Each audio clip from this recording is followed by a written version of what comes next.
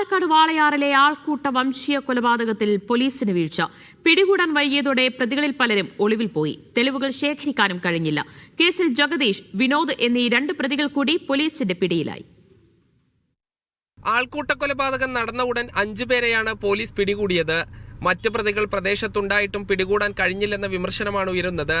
പല പ്രതികളും സംസ്ഥാനം വിട്ടതായാണ് സൂചന. വിനോദ്, ജഗദീഷ് എന്നീ 2 പ്രതികൾ പോലീസിന്റെ പിടിയിലായിട്ടുണ്ട്. രാംനാരായണനെ മർദ്ദിക്കുമ്പോൾ നിരവധി പേർ മൊബൈലിൽ ദൃശ്യങ്ങൾ പകർത്തിയിരുന്നു. സംഭവം നടന്ന ഉടൻ ഇത് പോലീസ് ശേഖരിച്ചിട്ടില്ല. ഇതോടെ പലരും ഫോൺ ഉൾപ്പെടെ നശിപ്പിച്ചതായാണ് വിവരം. ആൾക്കൂട്ട വംശീയ കൊലപാതകമായിട്ടും ഗുരുതര വകുപ്പുകൾ ഇതുവരെ ചുമത്തിയിട്ടില്ല. ബംഗ്ലാദേശിയാണോ എന്ന് ചോദിച്ച് കൊലപ്പെടുത്തിയിട്ടും ആൾക്കൂട്ട കൊലപാതക വകുപ്പ് ചുമത്തിയില്ല. ദളിത് വിഭാഗത്തിൽ ഉൾപ്പെട്ട ആളായിട്ടും SC/ST വകുപ്പും ചുമത്തിയില്ല. ഇന്ന് രാവിലെ 8:45 നെടുമ്പാശ്ശേരിയിൽ നിന്ന് വിമാനമാർഗം ഛത്തീസ്ഗഡിലേക്ക് മൃതദേഹം കൊണ്ടുപോയി. കുടുംബത്തിന് ഛത്തീസ്ഗഡ് സർക്കാർ 5 ലക്ഷം രൂപ നഷ്ടപരിഹാരം പ്രഖ്യാപിച്ചു. സംഭവത്തിൽ ഛത്തീസ്ഗഡ് മുഖ്യമന്ത്രി വിഷ്ണുദേവ് സായി ദുഃഖം രേഖപ്പെടുത്തി. മീഡിയ 1 പാലക്കാട്.